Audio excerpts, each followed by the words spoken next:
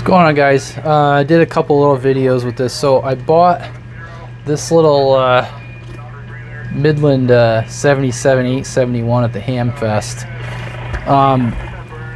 The guy that was selling it, do I have it down here? I must have put it somewhere. It also came with a 23 channel version of this, and you know, it's in rough shape. It was very dirty. So it was kind of funny, you know. Oh yeah, sure, it works. Well, he was selling it for a price that I was kind of like, I'll take a $20 gamble.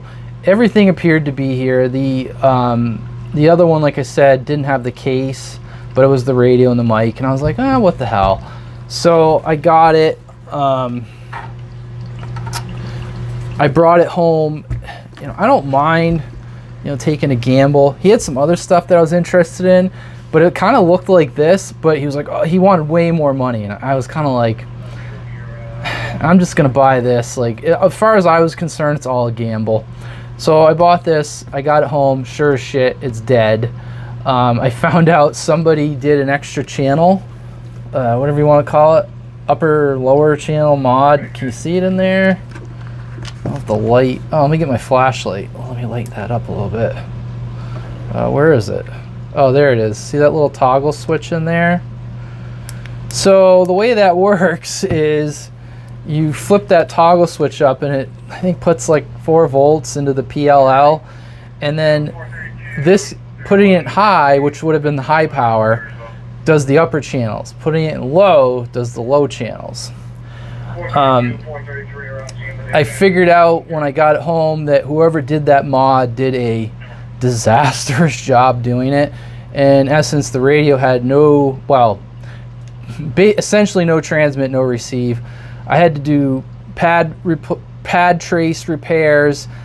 The synthesizer, because this thing's so compact, it's put in a weird way in the radio where it might have been laid flat on the board. It's kind of stood up, and it wasn't even soldered in place correctly. Pads I had to replace, or repair, I guess you should say.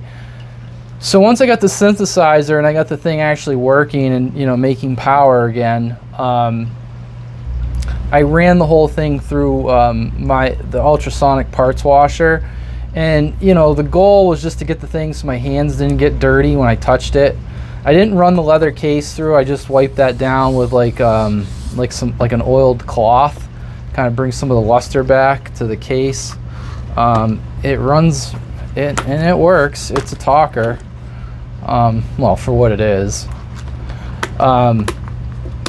Supposedly these were designed with the thought of no ground plane, and they claim that back in the day these perform better than your standard handheld. I don't know, I've used it. It seems to work pretty good for like a 2.5 watt radio that hits 5 watts on voice peak. You know, this, to me, it's nothing special. I just like portable radio technology, and I thought this was kind of cool, and I wanted it to be on my shelf, and I wanted it to function. I'm not going to do anything else to it. As long as I can grab this thing and whoop, it's indoors, so of course I'm giving it a little bit of a signal when I touch it there. So as long as I can grab this thing and you know, use it every now and again, that's all I care. And I can touch it, my hands don't get dirty because I cleaned it. So anyways, that's the old Midland 77 861. Will go on display, place of honor on the shelf. Obviously the batteries will come out of it, but yeah, I don't know, kind of cool little, like I said, I know these aren't anything special, but I just always found portable radio technology sort of interesting, especially the old stuff. Anyways, thanks.